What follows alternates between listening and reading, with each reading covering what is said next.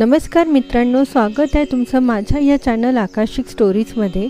आज आपण गणेश आणि नारळाची कथा श्रवण करणार आहोत। भगवान गणेश आणि नारळाची कथा ही हिंदू पौराणिक कथांमधील एक लोकप्रिय कथा आहे, जी नम्रता आणि त्यागाचे महत्त्व स्पष्ट करते। एकदा भगवान शिव आणि माता पार्वती त्यांच्या दोन मुलांपैकी म्हणजेच भगवान गणेश आणि भगवान कार्तिकेय यांच्यापैकी कोण अधिक ज्ञानी आणि प्रथम पूजेस पात्र आहे यावर चर्चा करत होते।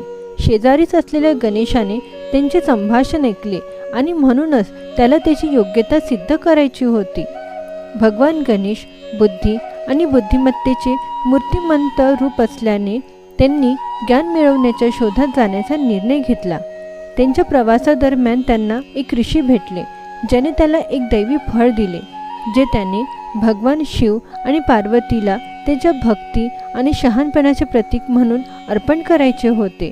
श्री गणेश फळ घेऊन घरी परतत असताना त्याला एक गरीब भुकेलेला ब्राह्मण भेटला, जो त्याच्याकडे अन्न मागू लागला। भगवान गणेशाने दयाळूपणे ब्राह्मणाला फळ अर्पण केले, हे माहिती असतानाही की हे त्याच्या पालकांसाठी एक महत्त्वाचे प्रसाद आहे। तो प्रवास चालू ठेवत असताना भगवान गणेशाला एक नारळाचे झाड दिसले, ज्यावर वीज पडली होती। त्याची फळे जमिनीवर पडली होती। भगवान गणेशाने दिलेल्या दैवी फळाच्या बदल्यात एक नारळ घेण्याचे ठरविले। जेव्हा गणेशाने भगवान शिव आणि पार्वतीला नारळ अर्पण केले, तेव्हा ते त्याच्या नम्रतेने आणि निस्वार्थतेने प्रसन्न झाले। भगवान गणेशाने सांगितले की त्याने गरीब ब्राह्मणाला दैवी फळ कसे दिले आणि त्याच्या जागी एक साधा नारळ दिला।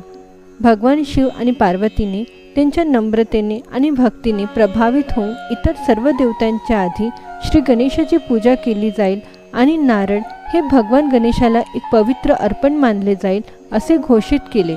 भगवान गणेश आणि नारळाची कथा आपल्याला नम्रता, त्याग आणि दयाळूपणाचे महत्त्व शिकवते। हे आपल्याला स्मरण करून देते की खरे शहाणपण आणि ज्ञान भौतिक संपत्ती किंवा स्थितीतून नाही, तर इतरांप्रती दयाळूपणा आणि भक्ती यांच्या निस्वार्थ कृत्यांमधून प्राप्त होते।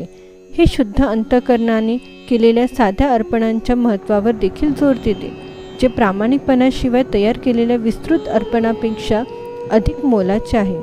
आशा आहे तुम्हाला आजचा व्हिडिओ आवडला असेल। तर तुम्हाला हा आजची व्हिडिओ आवडला असेल तर कृपया लाईक करा, शेअर करा आणि माझ्या या चॅनल आकाशिक स्टोरीजला सबस्क्राईब करायला विसरू नका। धन्यवाद।